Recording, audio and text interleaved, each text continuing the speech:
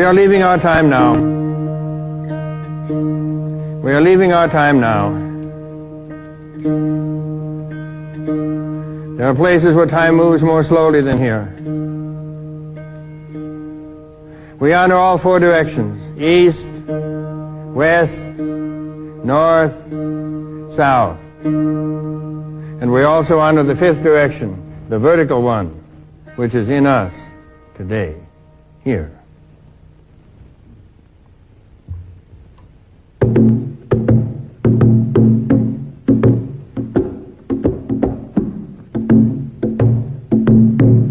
Once upon a time, there was a king and a queen, and they lived in a castle. And near the castle, there was a forest. You know, there's always a forest near the castle. And this forest was like other forests, with one exception. When anyone went into it, he didn't come back. 5 hunters went out, and they didn't come back. 10 hunters were sent after them, and they didn't come back. Then 20 hunters went out, and they did not come back. And then 30 hunters were sent after them, and they did not come back. And pretty soon, no one went to that part of the forest anymore. Only occasionally, a hawk or an eagle flew over it. That identifies this as a male story. Hawk and the eagle are male birds. That was the situation. That's the way it lasted for many years. Finally, one day, a young man came, and he said, "Anything dangerous to do out here?" And the king said, "Yes, it is, but I don't recommend it because the return rate is not good." And the young man said, "That's the sort of thing I like. I think I'll go." So he went, taking only his dog with him. Maybe the fact that he didn't go in a group was a part of it.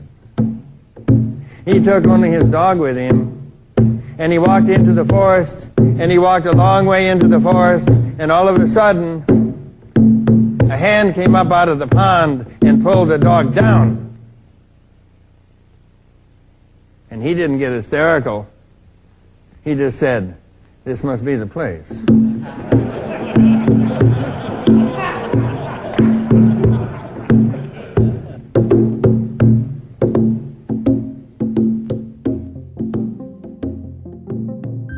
The Medicine Path podcast is an ongoing exploration into the intersections of spirituality, depth psychology, and psychedelics. The Medicine Path is a wholly independent and listener-supported project, so please consider becoming a supporter at patreon.com/medicinepath or by subscribing and leaving a review on iTunes. You can find out more information at medicinepathpodcast.com. Now, here's your host, Brian James.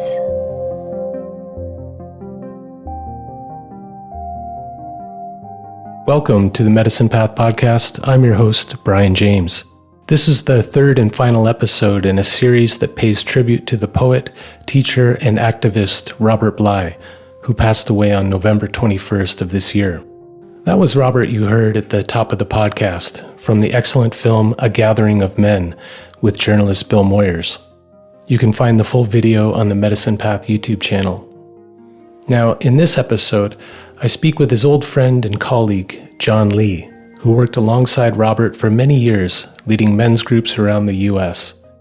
John is an early pioneer in the men's movement and has worked for over 30 years, teaching workshops on recovery, emotional intelligence, anger management, and emotional regression. John has been featured on Oprah, 2020, Barbara Walters, The View, CNN, PBS, and NPR. He has been interviewed by Newsweek, the New York Times, the Los Angeles Times, and dozens of other national and international magazines and radio talk shows. Personally, John's work has helped me better understand some of my own emotional issues, and his down-to-earth wisdom continues to help me in my relationships to my wife, family, friends, and clients. In our conversation, John shares some deeply personal stories about his time with Robert, from the first time he met him as a young therapist in the 1980s, up until Robert's gradual decline into dementia. Now please, pull up a chair to the fire and join us as we share some laughs and shed a few tears, remembering the man John is proud to call his mentor, colleague, and friend, Robert Bly, here on the Medicine Path. All right, I'm here with John Lee. And John, as we were chatting before we started recording, my intention with this little series of podcasts is to speak with people who knew Robert Bly personally, to give listeners a sense of the man behind that great body of work. And as we were chatting, there's been a lot of work done looking at his impact in poetry and mythology and the men's work. But until I started talking to Martin Shaw and Michael Mead, I didn't have such a sense of who he was as a person and the kind of impact he had on the people he gathered around him. So I know you worked with him really closely and you knew him well and considered him a friend. So I'm really honored and grateful to have you here on the podcast. Well, thank you very much, Brian. It's a pleasure to be with you again.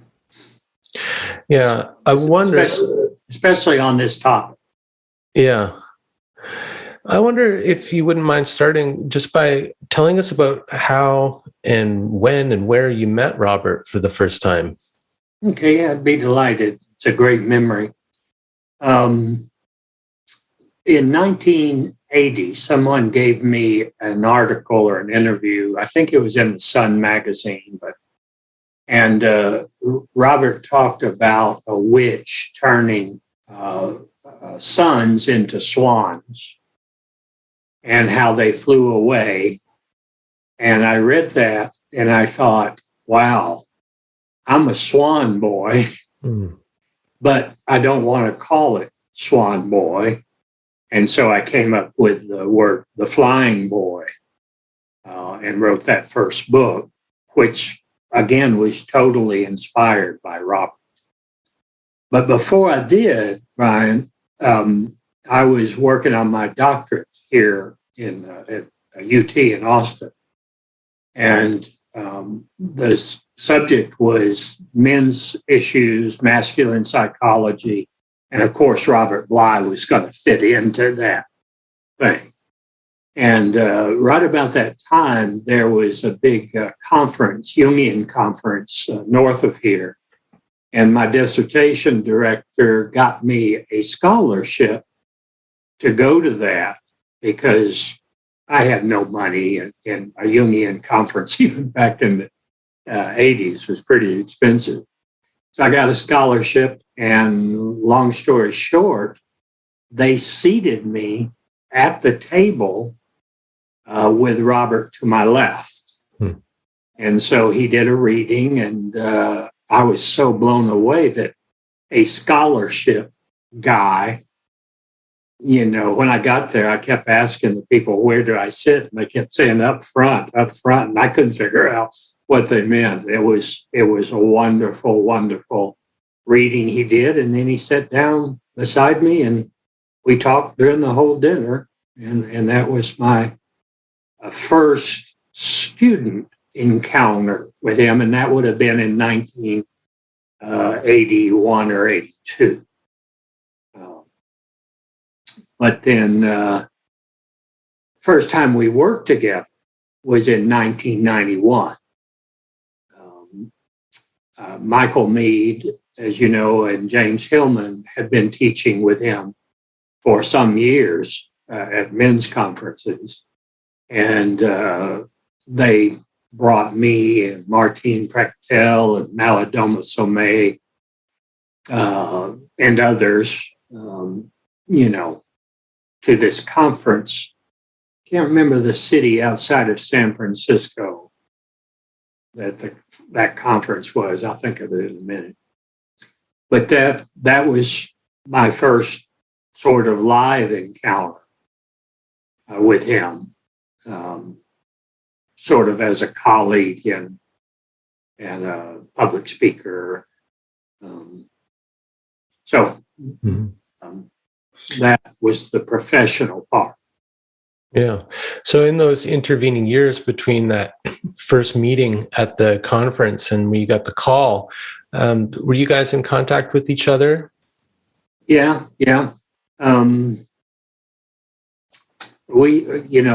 There was a conference in Los Angeles that about 20 or 25 so-called men's movement people were invited to kind of figure out where the men's work should go or not go. And Robert and I got put in the same cabin because the host knew that Robert and I were working together. And so that's really where we became friends, I'm happy to say, was that time, that weekend, sharing the cabin with him.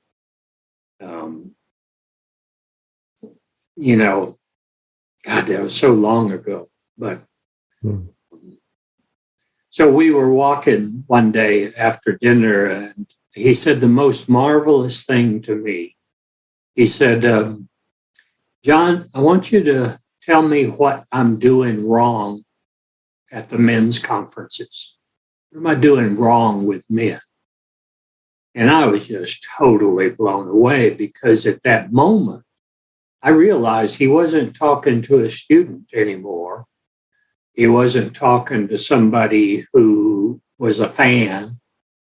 And so I said, well, if you really want to know, I'll tell you. And I did. And I thought, now, if he's willing to do that on a peer level, I need to ask him the same question. What am I doing wrong with men? And that conversation sort of began. And then the next thing he said, now, John, just a minute. He said, I know you wrote The Flying Boy, but haven't you sent me your following 2 or 3 books for an endorsement? And I said, yeah, Robert, I have. All 3 of my new books I've sent you. He said, did I write you an endorsement? I said, not a word, not a word. You didn't write me a word. He said, well, I guess you're really angry at me, aren't you? And I said, no, not at all. And he was stunned because so many people in the 80s and 90s were projecting father stuff onto it. And I just simply said, but you've already changed my life in ways you won't ever comprehend. And so I don't need you to do more than that. And he looked at me and he said, I can't believe that you're saying that. I said, well, I wanted to make sure before I ever met you personally that I wanted to have as much of my father-son wound tended so I wouldn't project it on you. And that was a great moment. Yeah. So you could already see the potential for that when you first read his work and then met him.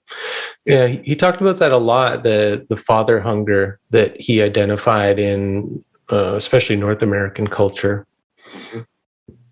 Yeah. I certainly was one that had that father wound, absent father, alcoholic father. And that was one of the things that kind of brought us together. He had the same similar wound, alcoholic father, absent, raised more by his mother, me raised and enmeshed more with my mother, and us both being sort of a disappointment to our fathers, our biological fathers. And that was part of the unifying theme that he and I had. One of the things that we're seeking with that father hunger is the blessing from the Father, the praising of who we turned out to be. Is that something that you got from Robert directly, or is it more just through his work? No, I'm happy to say and honored to say that in the process of us becoming colleagues and peers and then developing a personal relationship, I felt sort of covertly blessed by this great older man. But we had a strange relationship that I don't talk much about. But one of the things that he did, I don't know if he did this with Michael or Martin or anybody, but when we were talking personally and sometimes professionally, he would call me Dad, D-A-D. And he would say, "So, Dad, what are we doing today?" And that sort of kind of funny talk is what kept us more as colleagues and friends than student and teacher or mentee and mentor.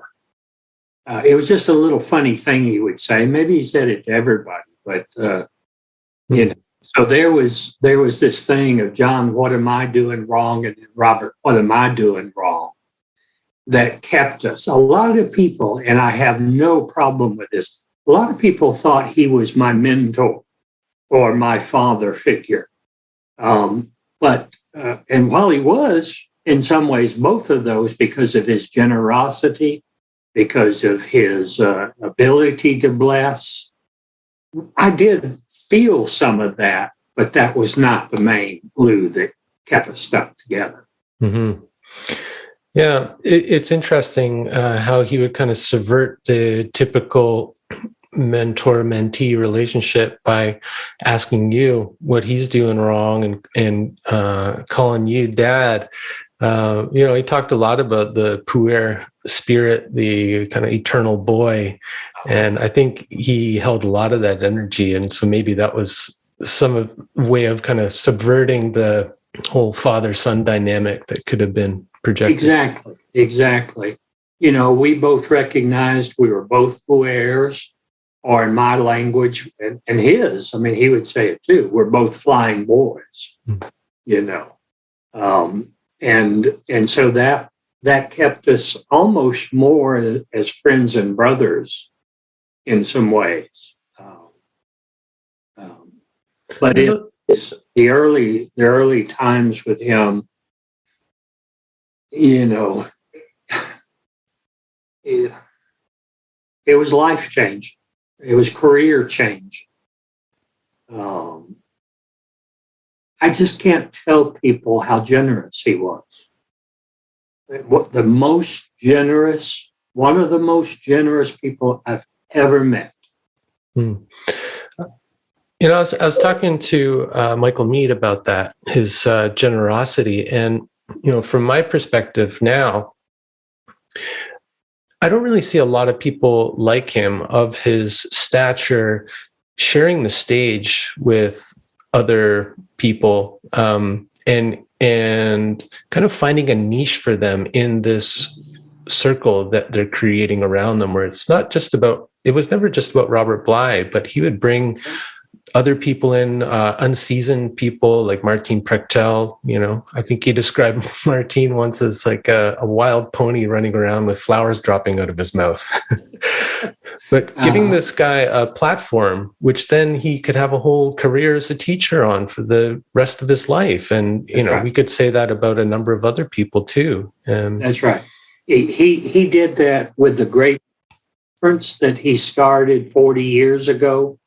He brought me a couple of times to the Great Mother Conference to speak, but same thing with the men's conferences.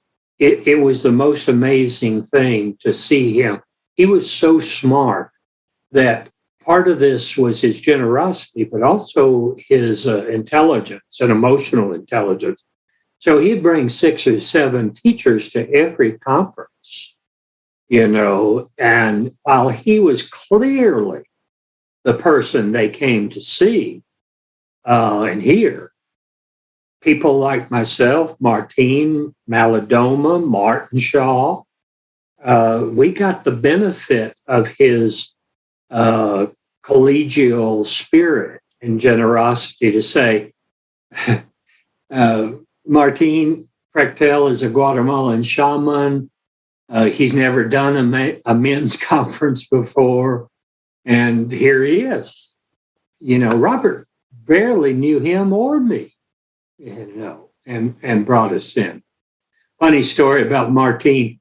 I hope Martine is okay with this. But the very first conference in 91 that we all did together, Robert asked each of us what we wanted to do over the week, which was a week-long thing, and how much time we would need. And Martine answered, well, I'll need to take at least 3 whole days of the conference. Because once Martine gets going, he's so brilliant and eloquent. He doesn't want to stop talking and nobody wants to stop listening to him. Robert said, well, we probably can't do you just for 3 days. But that was a funny little conversation. What do you feel was the niche that you were filling in that circle of teachers?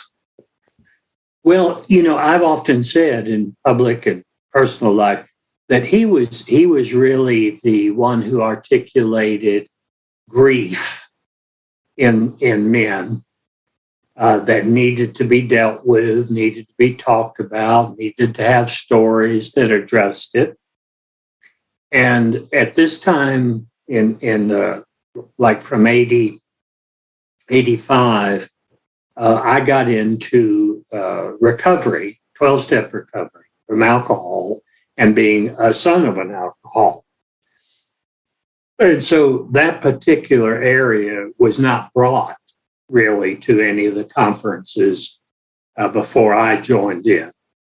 And then the second piece was by the time I joined in 1991, I had this book published by Bantam called Facing the Fire, Experiencing and Expressing Anger Appropriately. So a lot of the focus was, man, you can't do this deep inner work and still get drunk or smoking dope regularly. Not that it's a judgmental thing, it's just counterproductive.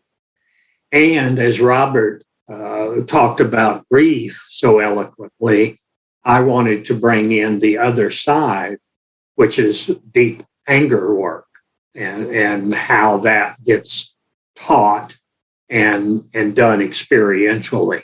So, I would bring people up on stage or go to them out in the room and do anger work with them. And so Robert kind of really supported that, all those years. Well, I notice as somebody who's time traveling, but going back and listening to a lot of those recordings from the men's conference and kind of seeing how it evolved as the new players came into the fold and how much Robert would absorb things from different folks like yourself or Hillman or Mead or Malidoma. You would just kind of absorb little bits of it. And, it's interesting. When you came in, the niche that I could kind of perceive was like he had a lot of people around him who were ritualists or storytellers, musicians. And then you came in with some real like boots on the ground, practical wisdom and exercises and practices for working through anger and passivity and some of the other topics that you're quite well known for now. Yeah. Do you see that as part of it too, that you had this kind of real down-to-earth approach and experience? Well, I'm happy to say that I appreciate you noticing that. And the answer is yes. I mean, there was no greater intellect and creative resource than Robert Bly. He read everything, knew everything. But, he and I started an annual conference for 16 years up in Alabama, where I had my cottage in the Southern Appalachians.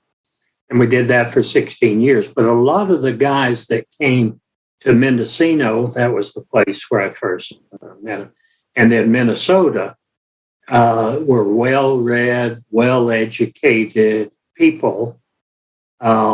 And in Mentone, not so much. I really wanted to bring men from Georgia and Tennessee. Not that people didn't come from Michigan and New York and California to Mentone, but there was this sense that, I mean, I could not compete with him intellectually. My God, I'm from Alabama, And so since I was doing the whole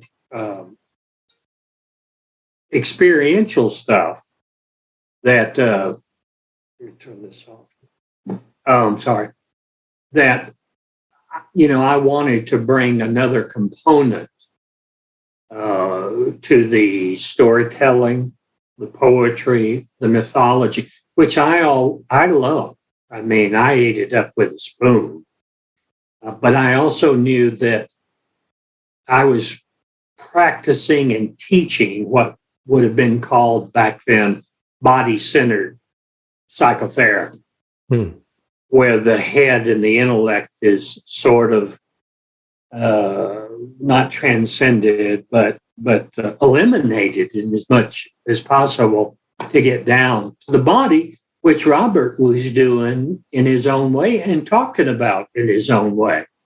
One of the funny things that happened at Mentone especially, but maybe other places too, is some of the guys would come out during the break after Robert had been teaching, and somebody would come up to me and said, "John, I didn't understand a word Robert said. Could you give me the shorthand version?"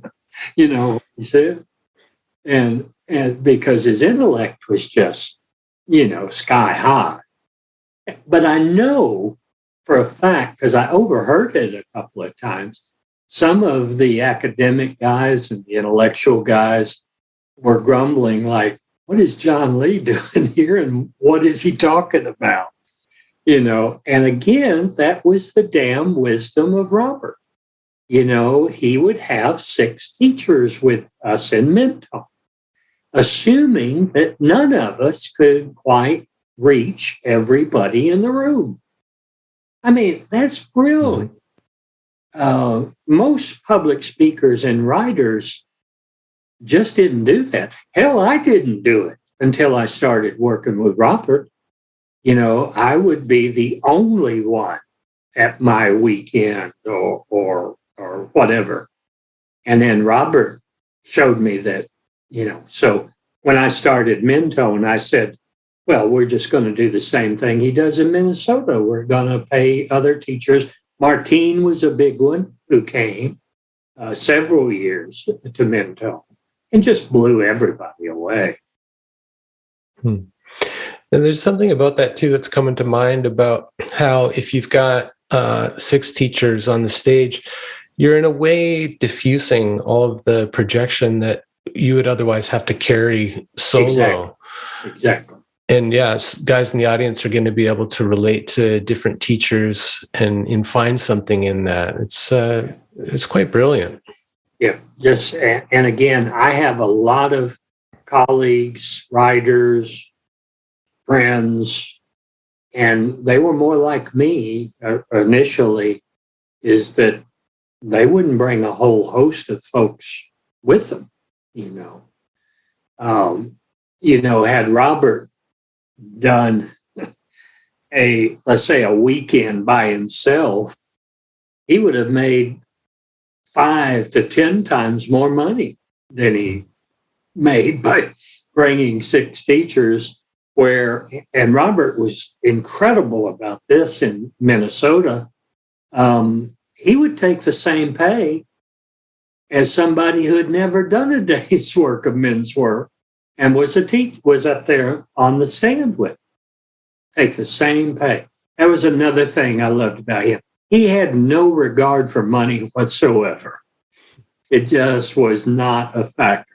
One time after the Mentone gathering, we were walking through these woods that were connected to my house, and he reached into his coat pocket and he pulled out a check and he looked at it.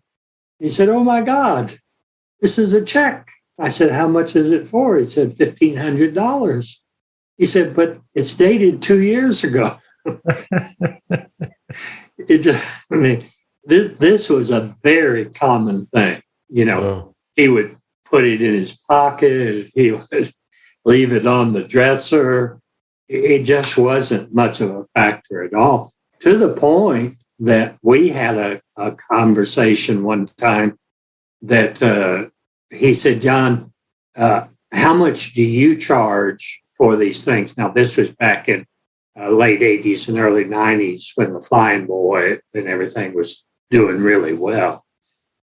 And I told him, and I said, what are you charging? And back then, I mean, this was after Iron John had hit the New York Times. He was charging $1,500 for like a weekend to speak at a conference or lecture at a university or something. And I said, Robert, come on, bud.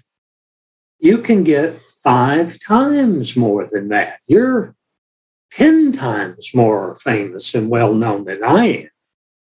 And he was dumbfounded by that. He thought $1,500 was a great fee for reading poetry or telling a story. And luckily, he finally did go up. But that was, again, a kind of a thing of like, okay, I'm going to mentor you around money. Yeah, that's what I was thinking. And that your dad in that moment going, come on, son, look, you're worth a lot more than that. That's right. And again, the privilege of doing that and honoring him that way, and him honoring me to even listen to me. I mean, to take a walk in the woods with him or taking a canoe ride with him, driving in the car, he taught me so much just by his natural being, not his teaching self, but his just real nature, Mm. That's something that comes up for me is I wanted to ask you about like what he would talk about when you guys were just hanging out, like on the car ride or walking in the woods. I mean, was he always going on about fairy tales and mythology, or did he have other interests? Well, he I have these stories about him that are only 1/100th of all that he would say. That changed my life. I remember one time I called him and I said, Robert, these guys from Utah wants us to come and do a weekend, just a weekend workshop together. And they're going to pay us very, very well. And I told them I was in. I said yes, and that I'd call you and see if you would say yes, which I'm sure you would. And he said, well, I'll have to ask Ruth first, his wife. And I said, what are you going to ask her about? He said, I'm going to ask her what she thinks and feels. Should I go? What's her intuition? I said, but it's a fucking workshop. We do them all the time. He said, you don't, and I was with a woman for many years living with her. He said, you don't ask Bev about these kinds of things? I said, it never occurred to me to ask about these kind of things. He said, no, I run everything by Ruth.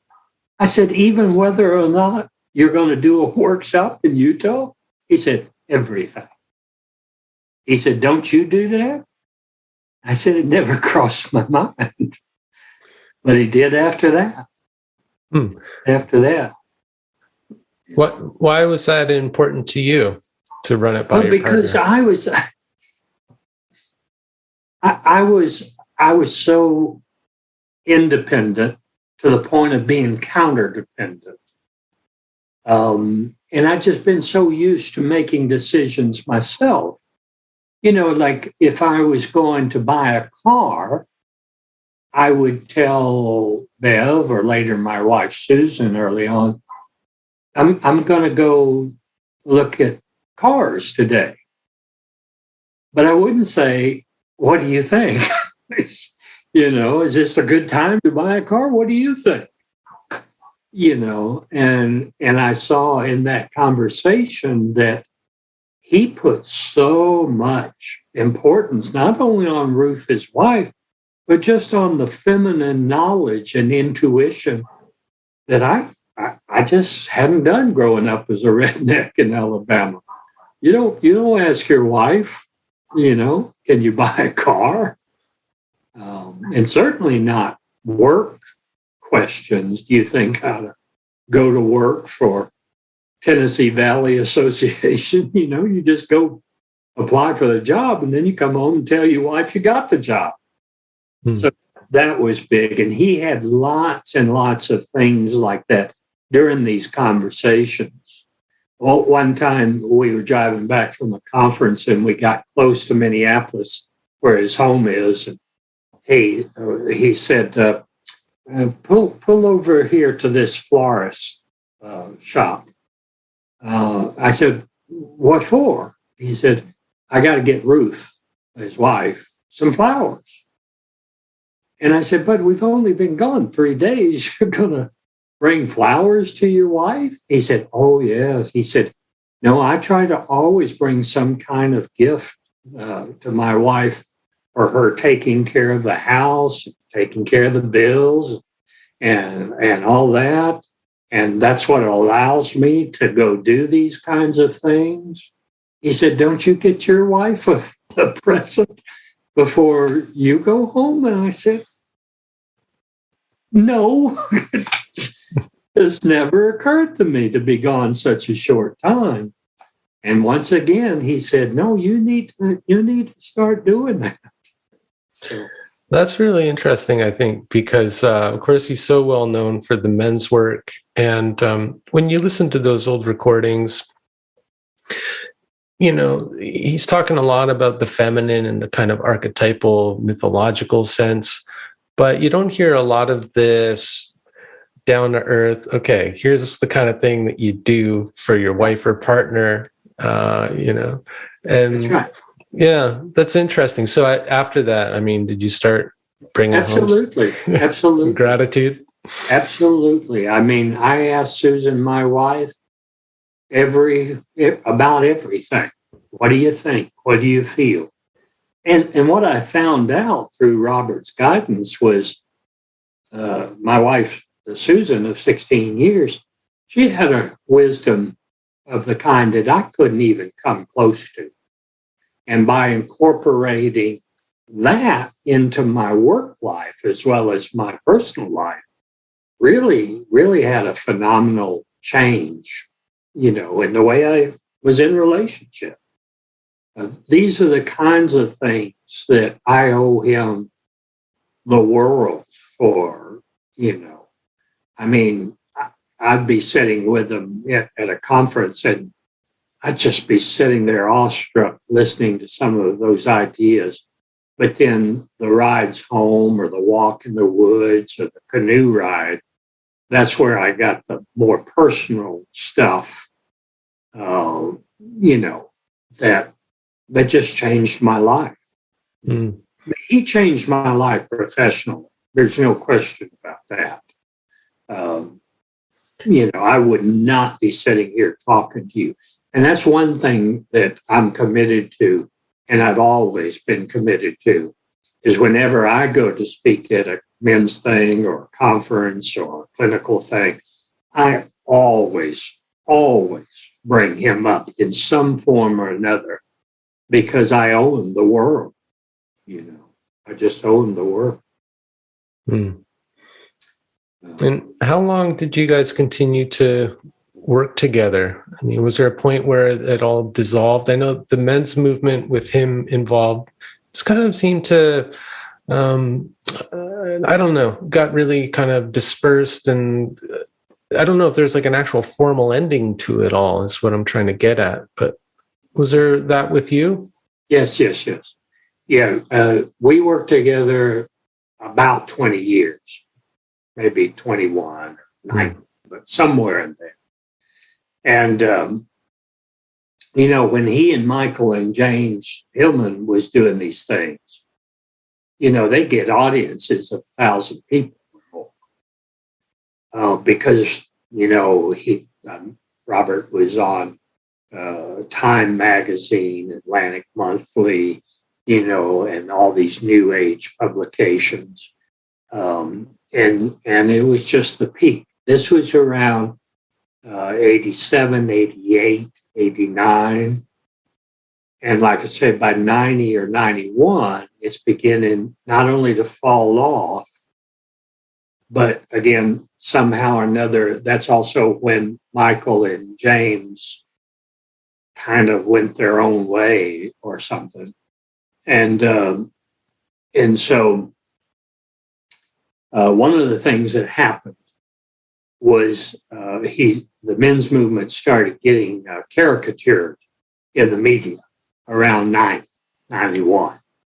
I remember one time he and Robert Moore, who was this brilliant guy, Jungian, the three of us were sitting at a table in Michigan, and we were finished a conference up there, and we were at a bed and breakfast, and we were eating breakfast, and a few tables away, there had appeared in whatever, maybe the Michigan newspaper, an article about Robert Bly and the men's movement stuff right there. And he was reading it right there at that moment. Of course, he didn't know Robert was, in the room.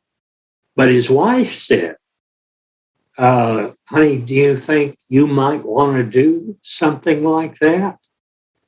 And he said, oh, no, I'm not going to go out and get naked and drum around a fire. Oh, no, I'll never do anything like that. And that's what I heard. And because at that time, Tool Time, Tim something, the Home Improvement. Tim Home Allen. Improvement, yeah. And so he caricaturized it on the scenes like it was silly and childish. But now a little known story that I don't know how many people were asked. He was asked to play the wise man that Tim would talk to about relationships and how to do stuff. They came. Bly? Yeah. Oh, wow. That would have been a trip. Yeah, that's right. But of course, Robert dismissed it out of hand immediately. But that guy on the other side of the fence, I can't remember what his character's name was, it was pretty much built around Robert, wise guy, wise man stuff, though very often it was silly and reduced to comic stuff. So by 92, 93, the newspapers are not following it. Sam had a book called Fire in the Belly come out in 91. My book, At My Father's Wedding, came out in 91. And by 92 and 93, there wouldn't be a publisher in town in New York or California that would publish a men's book, because by their criteria, it had already been done.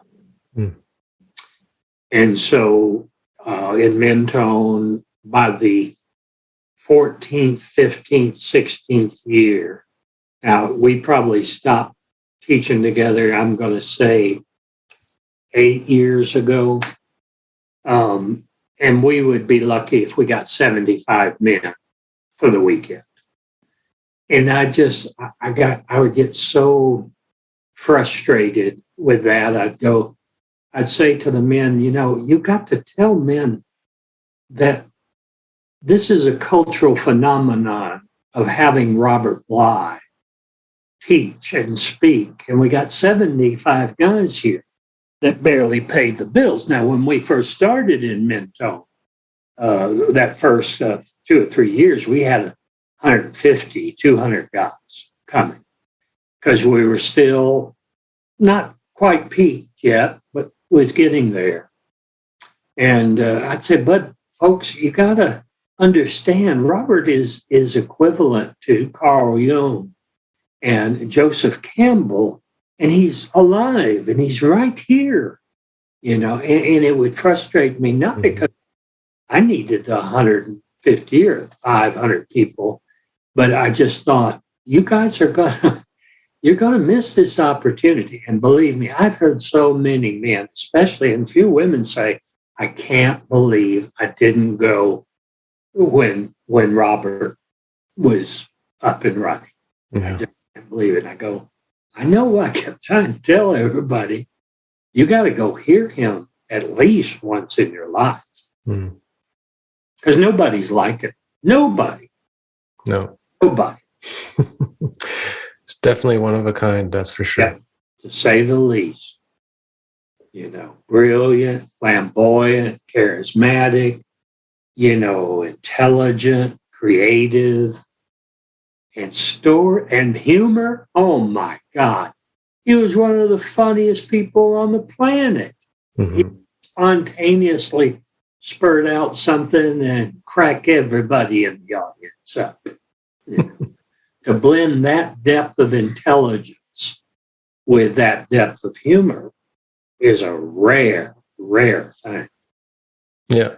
And I think he helped like James Hillman find his sense of humor on stage too. You can hear that emerging during those conferences where James started out kind of like stiff and seeming like out of his element. And then you could hear Robert like calling to him from the audience and kind of egging him on. James starting to become more self-deprecating and a little coarser with his language. And that's nice to hear that you could hear the influence in there. Yeah. Yeah. The thing that I love, especially teaching with him, is we would lovingly jab at each other. And he would say something and I'd come back with something. And we both, especially him, but I had a pretty good sense of humor too. And the audience would just crack up, because it was like I knew him so well and he knew me. We could poke at each other in this fun, almost sibling kind of way, And he might say, "Now, wait a minute, you've been talking too much," and I'd say, "Me, you've talked all weekend." Yeah, and stuff like that. Yeah, there's something about that. I think one of the reasons why, out of kind of all the influential writers and teachers that I've encountered in my life, there's something about him that resonates so deeply with me. And I think it's because we both come from working class roots. And that kind of the taking jabs at each other and, we say up here, breaking each other's balls. It's kind of like a way that working class men show their affection and their acceptance of one another. Absolutely.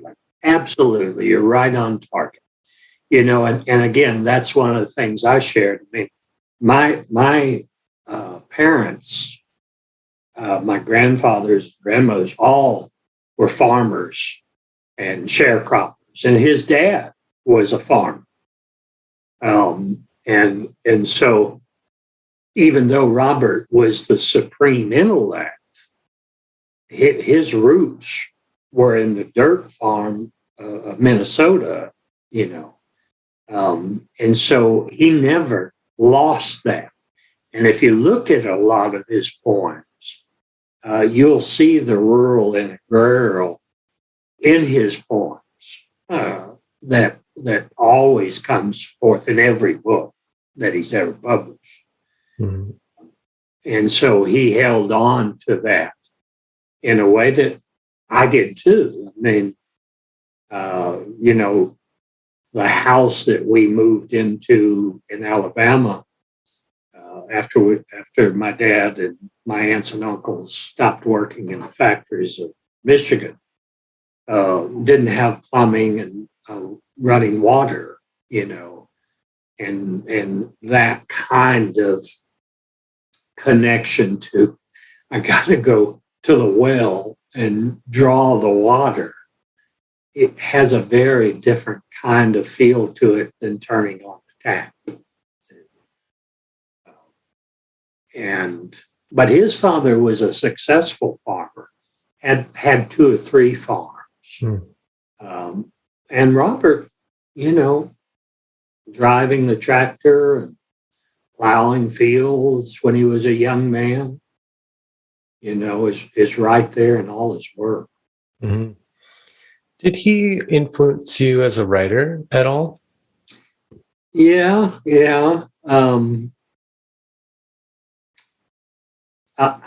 That story that I told a little bit ago about one of our first encounters at the conference for men's leaders, when I asked him, what was I doing wrong? He said, John, you have pretty much mastered personal storytelling, which is what the Flying Boy book was, and Flying Boy 2 is my personal odyssey and trying to figure out what happened to me in an alcoholic, abusive home and that sort of stuff.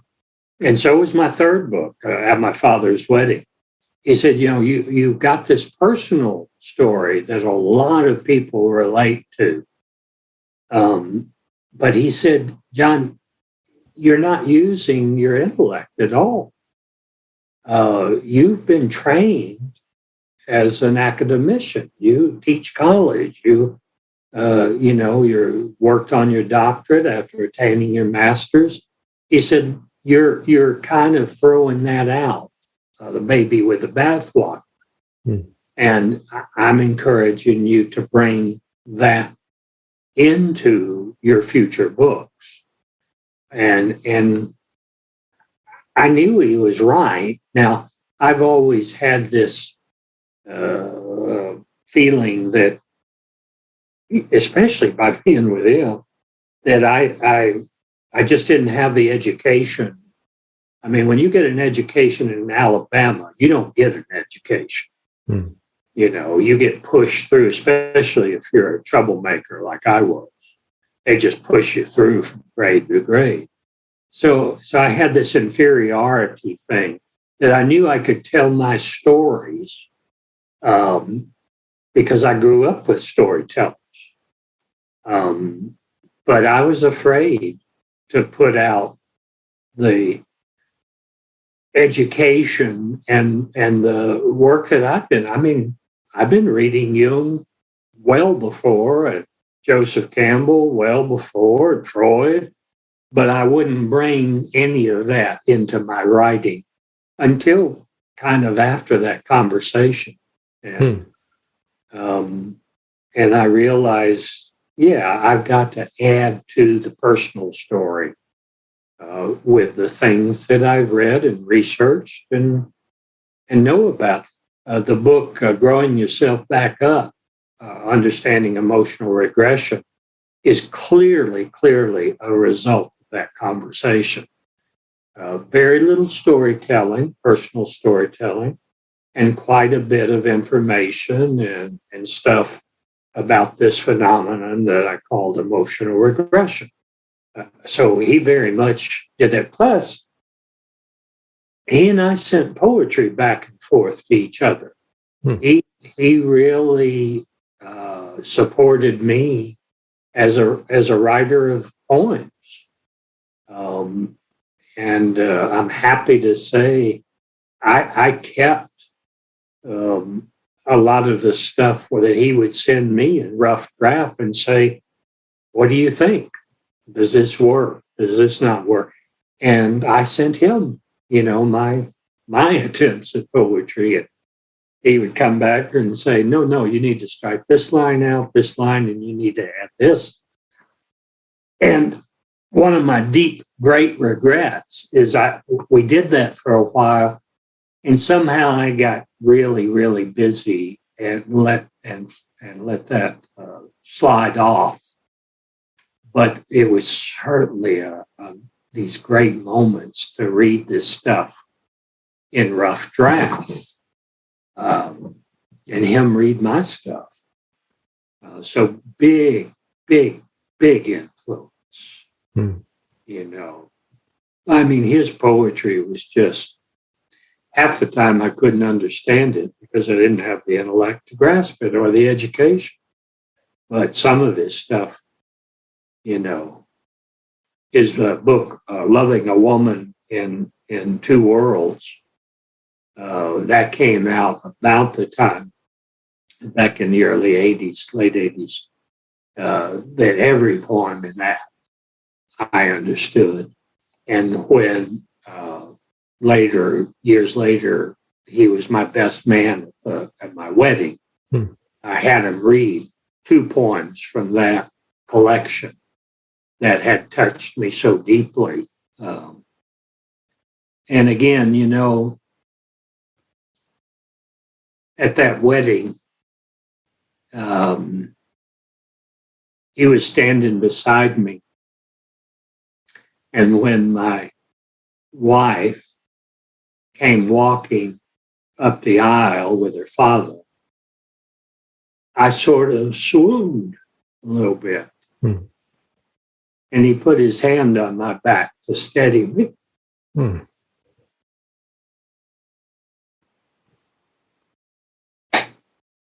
And I just thought I was the luckiest man in the world to see this beautiful woman coming to marry me.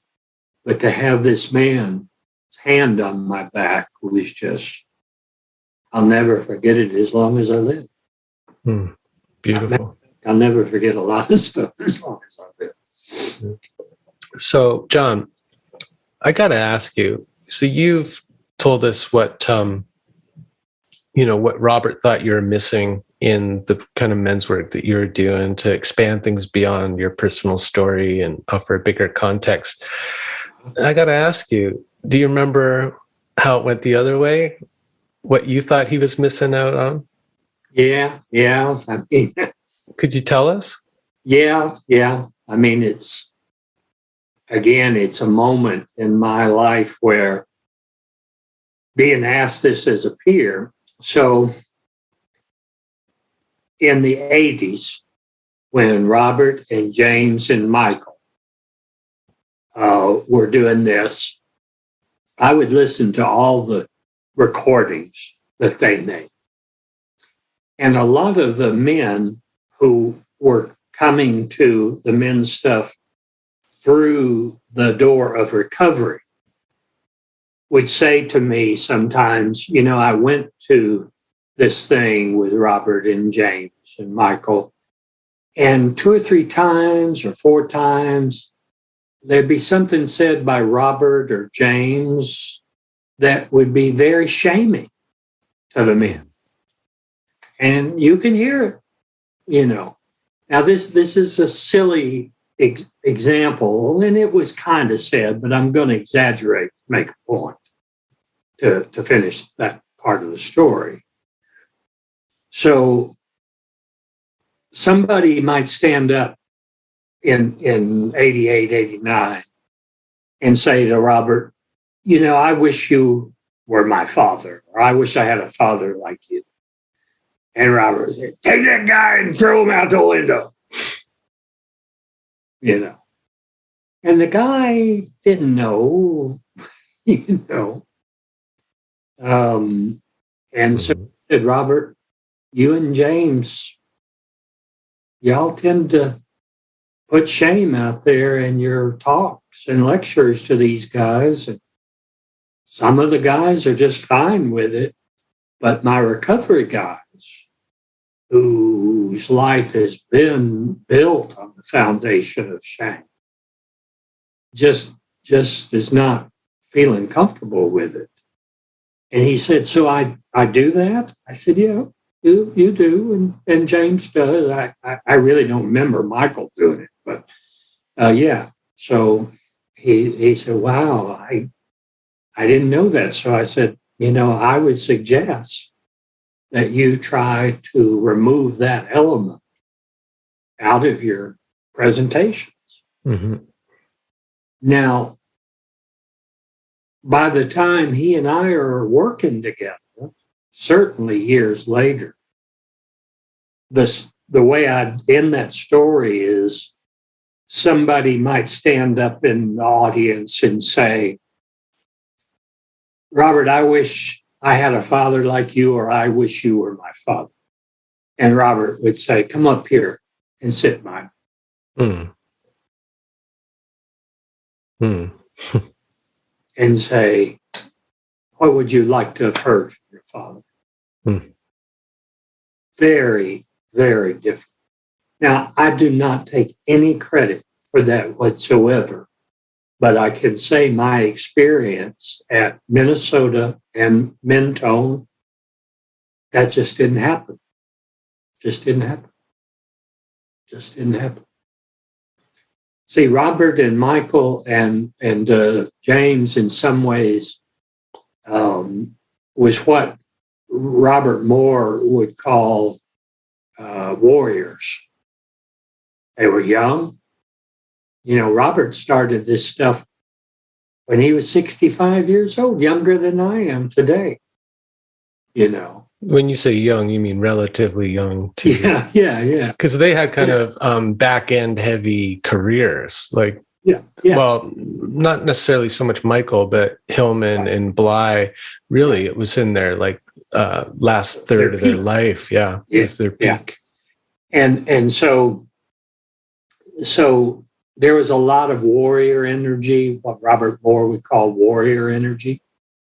And what I got to see, which is one of the greatest things, I got to see Robert move over time from warrior and trickster sort of to lover and king energy. Mm-hmm. And to see that transition over the 20 years was one of the greatest gifts of the whole relationship. Because by the time we stopped teaching together, he was a king. He was a king. And in many ways, because of my anger stuff in those early years, you know, I felt like in some way Robert Moore's warrior, who I was very much going to protect the king from slings and arrows and bad mouthing or whatever. It's like, you know.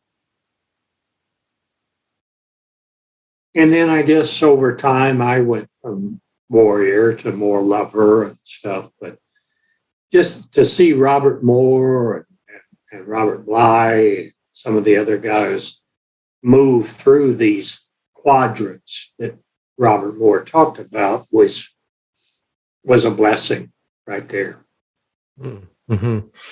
Yeah, I was going to say that the kind of early example of him making the joke about tossing the guy out the window seems to me very much like what Robert Moore would maybe talk about as a negative aspect of the puer.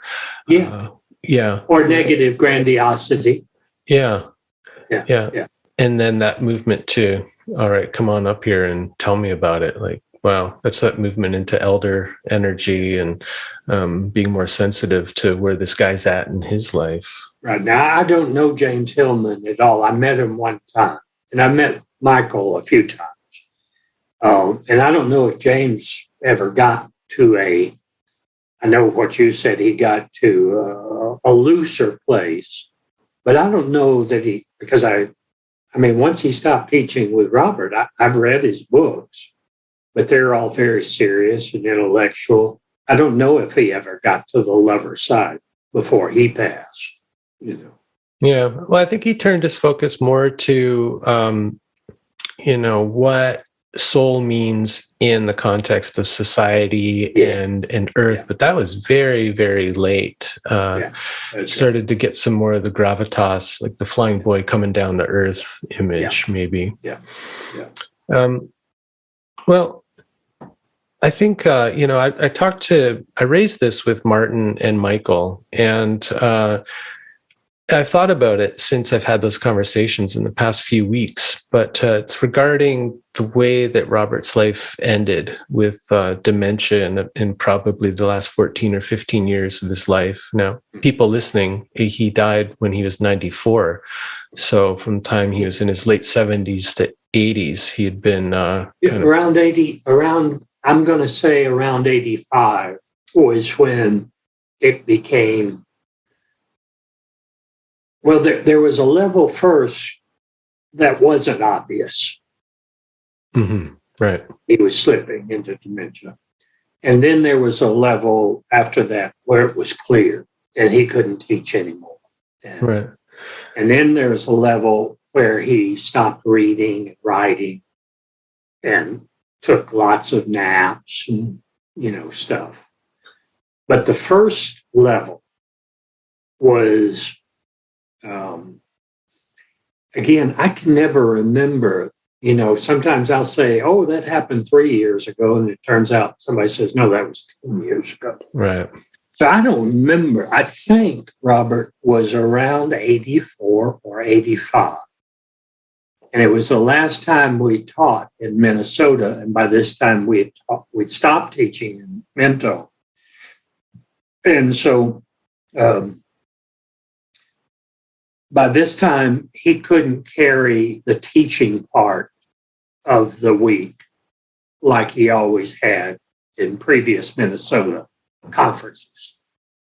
And so the guys who knew him well and supported him and attended these things for 30-something years, they were aware of that to some degree. And so they asked him to just do a poetry reading. And rather than staying there the whole week, he and I went up for about 2 days, I think, or 3, maybe at the most. But it was becoming, in our personal relationship, it was becoming more and more obvious that that's where he was going. So one night, that last night, we get in the car. We stayed at a motel close to the conference. And we stopped sleeping in bunk beds several years before, which he did previously all the time, and I did too. Let me guess. He was the top bunk guy. Yeah, that's right. That's right. So, we were driving. We were probably 25 minutes from the conference site. And he would ask me, John, what are we doing tonight? Or what am I doing tonight? And I'd say, Robert, you're going to just do like an hour and a half at the most reading poetry tonight. And then we'll come back and I'll bring you back. And 3-5 minutes later, he'd say the same thing. John, what are we doing tonight? And so, I just kept responding the same. You're going to do a poetry reading, and we're going to come back home, and we're going to get back to the motel early. Well, when he got up to read, this thing called body memory or cellular memory or muscle memory, whatever you call it, he got up on that riser, and he read and recited poetry like it was 1981 instead of whatever year that was. I mean, didn't miss a beat. Nobody in the audience could tell that he was slipping. Now, I could tell only because I'd been around him, and so had some of the guys who produced the conference and stuff. But the only thing he did that night was read one poem at the beginning of his, and then he reread it again towards the end of his reading. Other than that, you could not tell any difference at all. And once we got off stage and started walking to the car, I said, so how did you enjoy your reading tonight? He couldn't remember he'd done it. No. And that's when I knew, but Lord God, he was brilliant that night. Couldn't tell it at all. Something about that, right? Like what I think of is that poetry and music comes from the heart, not from the head. And the body. Yeah. So if the head is slipping and forgetting things, well, the heart, I mean, those poems are still inscribed on his heart. I mean, but you think about it, let's say he was 84, 85. He'd been reciting poetry and stories for 60 years, 50 years. So it was so much in his body that you just couldn't tell it. Mm-hmm. I'll never forget that night. Was that hard for you to deal with as you continued to slip? And yeah. It got so hard that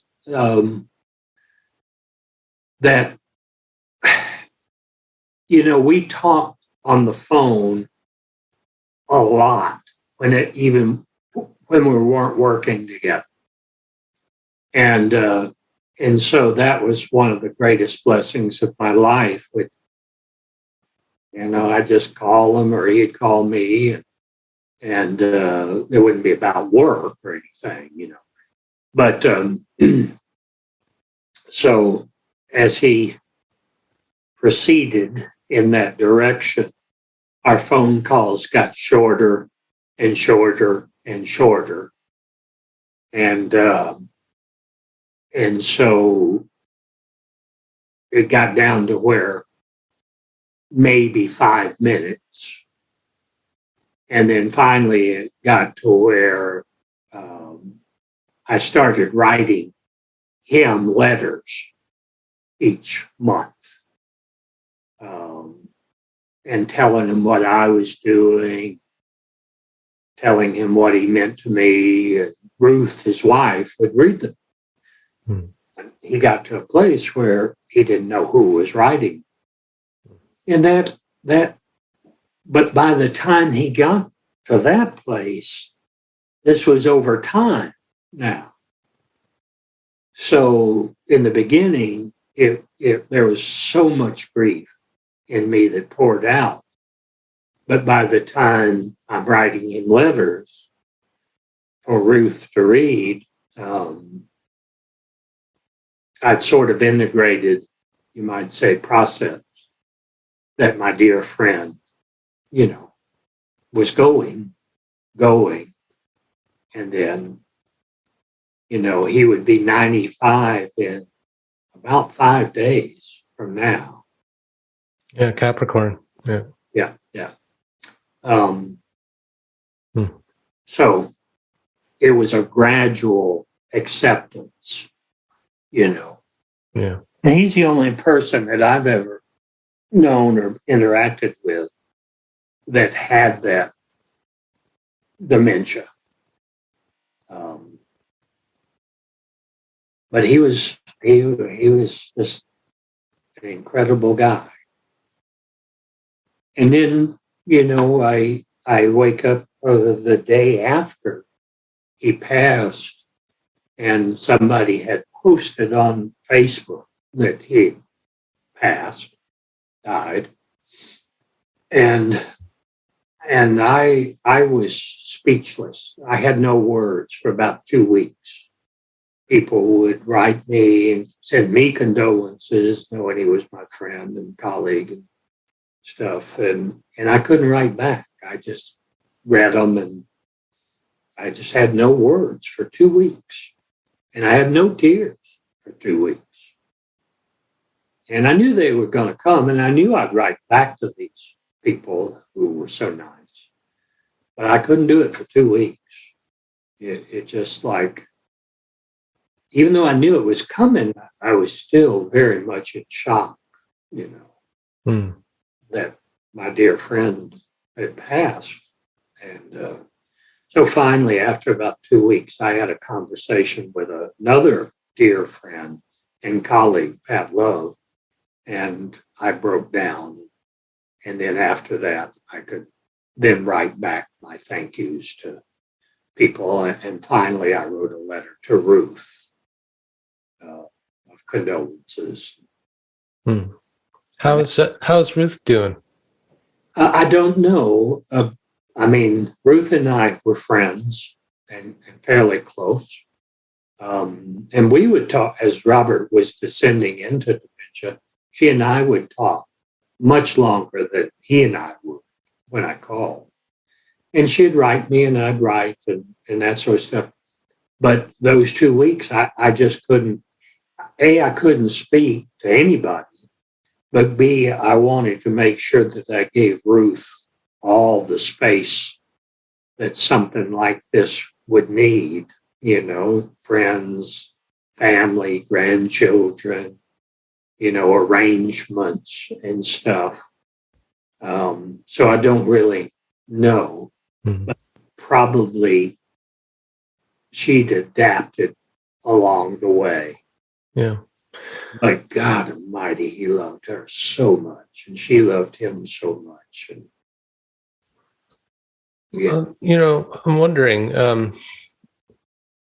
did you talk to her, or maybe you could just share your own perspective on this, but is there a way to contextualize that kind of gradual decline where it seems like, the body is still there and can be quite robust, but the personality is fading? Is there a way that you got to kind of put that into a context, like a bigger context about what's going on in order to deal with that? Well, you talk about the body. While Robert was proceeding into dementia, he was physically very healthy. And up till a certain point, he was walking, taking walks. And he even did a couple of readings and limited speaking things as he was headed in that direction.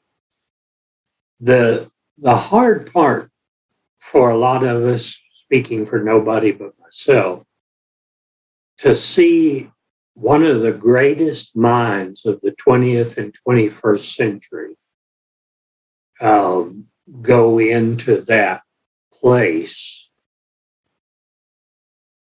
I have to say that I had some anger as well as grief. That, and it sounds silly, but I'll say it anyway, that we could put a helicopter on Mars, or that we could charge $250,000 for a flight on Jeff Bezos' thing, but we can't fund the cause and cures for dementia that just devastates lives. I always get angry about the way money is thrown at things, and this is one of them. Dementia, especially in my generation, baby boomers, they should have funded it better and not let a mind like his, So I do have grief. I'll always have grief, but occasionally I allow myself the room of, God damn it, how could you let this happen to these fathers and mothers and grandfathers and poets and storytellers, slip into this when if the research had been funded correctly, you're probably going to need to admit all this, but, it's just not right. It's not right. Yeah. Robert's the second teacher who's influenced me that suffered from dementia. Who was the other one? Life. Is a yoga teacher, TKV Desakachar. And I did a little memorial series with some of his closest students after he passed. But so I've reflected on this quite a bit, and maybe from a different perspective because of who he was. And I think also who Robert was. I was thinking about this after kind of raising it spontaneously with Martin. But I just wonder, he was so physically robust. And he had done so much work in his life and had been so much for so many people that a part of me just wonders if he didn't just want to check out and go on to that next world. He didn't want to wait for his body to give out, and so I wonder if there's almost something kind of intentional about that withdrawing, especially when you're caring so much for people and there's so much expectation that, as long as you're still healthy and vital, you got to be up there on stage doing that thing. That's right. And, in like the yogic tradition, your last quarter or last third, depending on who's talking about it, is supposed to be this withdrawal and focus on the spiritual to prepare yourself for death. And just some part of me thinks that, if we're going to tell a story about dementia, maybe there's a more inspiring or meaningful story that we could be telling about it, because we really have no idea what's going on inside that person. And a lot of the suffering is really the people around them watching this personality fade. Yeah, Robert was mostly happy most of the time. Yeah. And I think about some of these treatments where they're trying to bring that person back. And I wonder if they're trying to bring back a soul that's kicking and screaming to move on to the next world. Maybe. I know one of my last stories to tell you may or may not corroborate what you just said. But one of our conferences towards the end, and maybe the last one we did together, we were riding in the car, and he said, very seriously, he said, "John, do you think I've done enough?" Now, this is 84, 85, I don't know, someone. He said, maybe, don't you think I should do more men's conferences, more events? And I said, Robert, you don't have to do anything anymore. You've changed the world. There's men walking in this park right now, carrying their babies on their chest that's never heard of you. But you helped make that happen. You helped make fathers go to their sons' ball games, recitals, in ways that my generation's fathers never did. Your fathers never did. And I said, so you could quit anytime you want and do just what you want to do, because you don't have to work anymore. There's a line in one of his poems. He says, pretend that somebody tells you that you've been forgiven, or that you don't have to work anymore, and that you could lie down and die.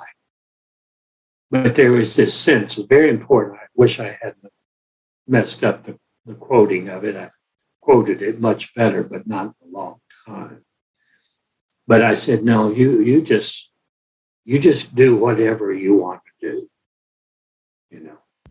Now, I'd like to end with one story that sums up for me who he was. Yeah, please. So we'd finished Mental, and that was just a 3-day event. But it was, many years before the dementia. And we'd been working all weekend, and we stay up very late. I like to go to bed early and get up early, and he could talk all night long. And so when we would finish, he would be energized. I'm an introvert, and I'd just be exhausted. But we went to this restaurant up on the mountain at DeSoto State Park, where we go eat a lot of times, breakfast or dinner after these things. And we just done 100 men, and it was great and wonderful. And we went to this restaurant, we sit down, and the There was just me and him. And then there was this guy sitting back in the corner by himself. And it wasn't a guy who'd been to the gathering. It was just some guy sitting there eating by himself. And Robert said, "That guy looks lonely.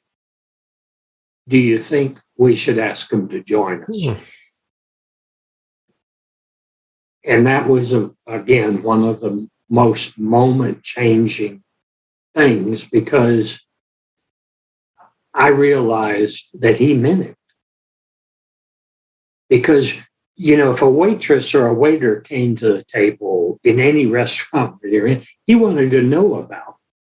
He would ask them questions. "So what are you doing here? Why are you working here? What's your goal in life?" And me as an introvert, I just want to fucking eat and get out of there. And I saw that in him in stark relief. But I also saw, that I was probably in my late 40s, early 50s, and that I did not have that in my life. That generosity that he was exhibiting there was still vacant from my life.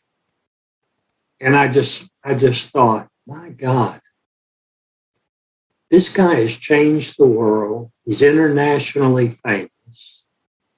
And he wants to know if that guy is too lonely.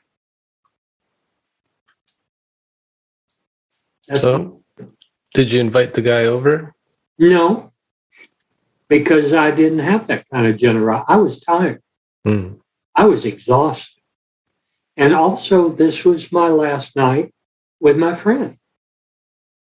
So I make the distinction, and in that story, that just like, do I ask my wife? No, But he'd been working all weekend, and that generosity of spirit that I hope I adopted to some degree or another later. That again, he showed me this is the man he was. And so, yeah, thanks for that. Yeah. I got to say, John, I think, having gotten so much from your books and your talks over the years, and then you saying yes to coming on my little podcast for the second time now, and then sharing these very personal stories as someone who's really near and dear to you, I think is a very generous act. And so in your own way, I think, I'm receiving so much from you, and I know people who have listened to us talk have gotten so much from it, and they've reached out to me and want to hear more from John Lee, because they hear real grounded, practical wisdom there that isn't maybe spotlighted as much as, the flying boy intellectual thinkers, and, but I know I appreciate it, and it's had a real effect on my relationship with my wife and with my family, with my father, working out some of those issues. So just got to say thank you. Thank you, Brian. Thank you so much. I appreciate you doing this and making this gesture and offering to the people who will listen to this, from Michael and Martin, and to consider me as part of that. Again, I can't tell you what a gift what is and what will be for me on the passing of a man that I love so much. That I'm honored that you invited me, and I appreciate what you say about my work. And again, there would be no work of mine had it not been for this generous, loving king. Okay? Yeah, well, thanks to Robert. Yeah. And thank you for doing this beautiful ceremonial thing to honor him and his life and his passing. That really means a lot to me that you've done that. Thank you. Okay? So Thank you very much. The Medicine Path is produced by Brian James on unceded Coast Salish territory, Vancouver Island, Canada. For more information, visit brianjames.ca. Music by Olive Artizoni, aka Greenhouse. Join the Medicine Path tribe and gain early access to episodes and the full podcast archives at patreon.com/Medicine Path. May the road rise up to meet you. May the wind be always at your back. May the sun shine warm upon your face. May the rain fall soft upon your fields. Until the next time we meet on the Medicine Path.